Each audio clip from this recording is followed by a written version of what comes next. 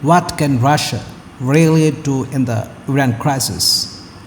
Is Moscow going to enter the war? Will Putin send troops?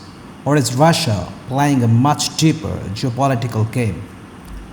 Today we break down Russia's real options, not emotions, not propaganda, but strategy. Because in global politics, nothing is random. First, let's understand the foundation. Russia and Iran have built a strong strategic partnership over the last decade.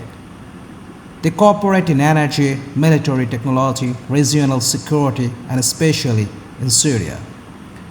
But here is a critical point. Their partnership is not a NATO-style military alliance.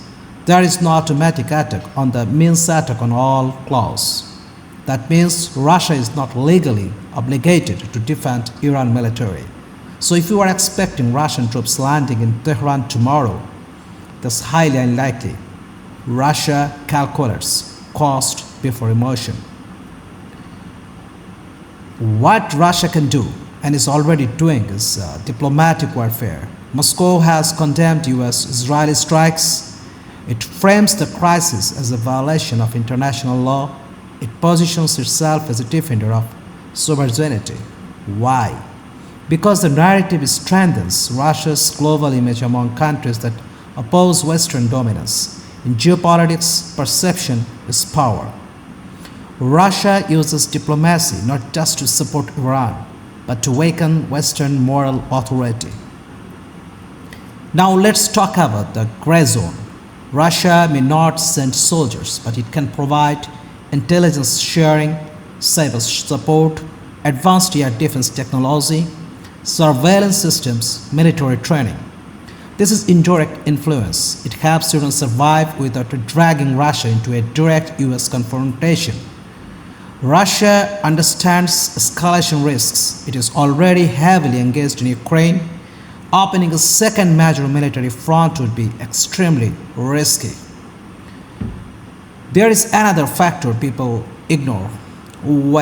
Middle East instability pushes oil prices up. Higher oil prices benefit Russia's energy revenues. So paradoxically, crisis, if controlled, can economically benefit Moscow. Russia may prefer a contained conflict, not a full regional explosion. Too much chaos is dangerous, but controlled instability that changes global energy dynamics. And energy is geopolitics. Another powerful option, mediation. Russia can position itself as a negotiator.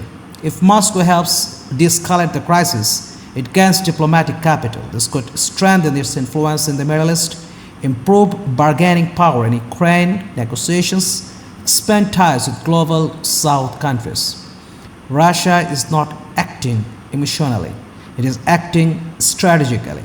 The real question is not, will Russia fight? The real question is, how can Russia win without fighting? So here is the bottom line. Russia is unlikely to enter a direct war for Iran, but it will support diplomatically, provide indirect assistance, protect its economic interests, use the crisis to challenge Western influence. This is not about friendship.